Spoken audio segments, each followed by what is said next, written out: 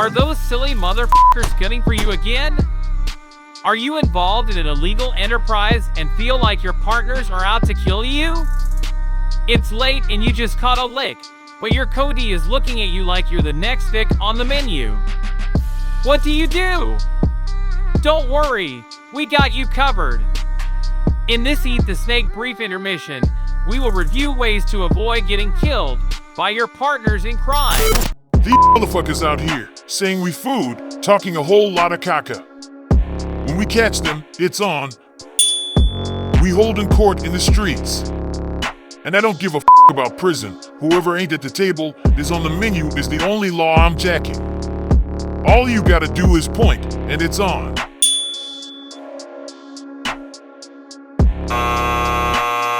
One would think the hitter should be the most loyal of them all. After all, he is literally the one that knows where all the bodies are buried.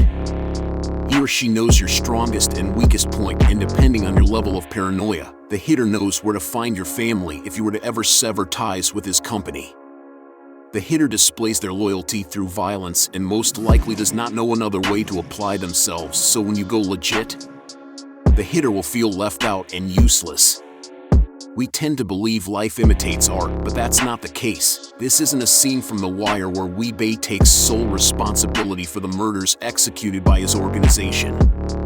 In reality, your hitter can possibly get a reduced sentence if he or she can point you out as the orchestrator of the operation. While you serve life without the possibility of parole, your hitter will be out in 30 years. Honey, you won't believe the scumbag I had to represent today. I mean, the guy gets caught with a key and a half, a stolen car, and a gun linked to 3 bodies, and the first thing he does is call me to represent him. Like seriously, can you make my job any harder? How about you get a real job like a regular human being? I was golfing with Judge Lucas the other day, and he already knows he's gonna fry this guy. But hey, why the heck am I complaining? More crime, more dime is what I say. Your lawyer. This one is tricky because he or she has the duty of keeping you out of prison or leaving you with the best case scenario. But keep in mind there's a high possibility that your lawyer is great friends with the judge and prosecutor. They debate law by day and share a couple beers at night. Here's how it goes. You dump all your resources into a lawyer to get you out of a jam. He promises little to no prison time at first, but before you know it, you're copping plea. The judge gives you 40 years while your lawyer pats you on the back and promises an appeal. You dump some more resources into the appeal, which gets denied. Finally, after 6 years in the prison library, you finally teach yourself how to get out. Your lawyer will have rinsed and repeated by then. On to the next defendant.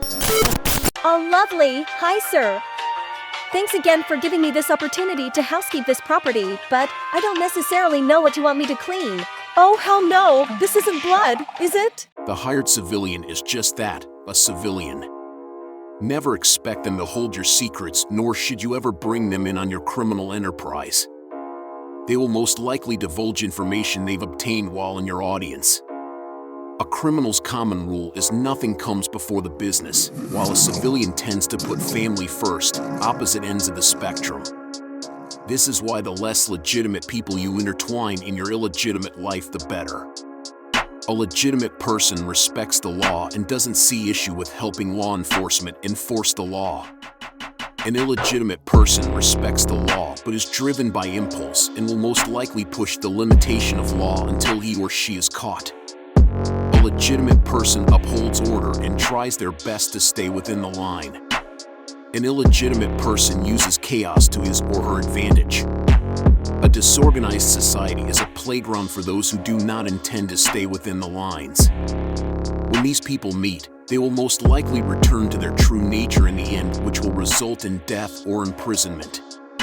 Keep in mind, the one thing that separates a legitimate person from one who is illegitimate is one bad decision and a lack of control of their impulses, which is a very thin line. In this segment, we will discuss why paranoia is life, plus when, where, and why you need to bunker down. By the way, your best bet is to go legit. Bunker the down! The cost of joining a criminal enterprise means you have to spend as little time with your family as possible, especially during wartime. This is to avoid having an innocent bystander suffer the consequences of your actions.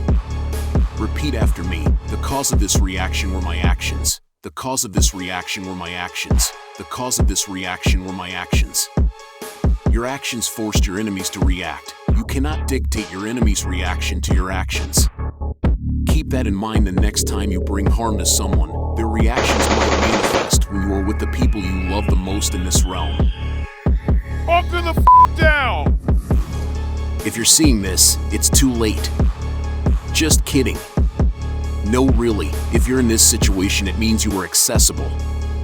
When involved in a criminal enterprise, the less access people have to you, the better it is for yourself and civilians. For you to end up here means you were followed for quite a while, lacking. Lacking means to be caught unawares, without backup.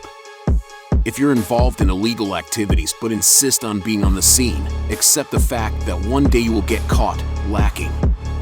The next time anyone sees you will be in a pine box, lacking. Bunker the down!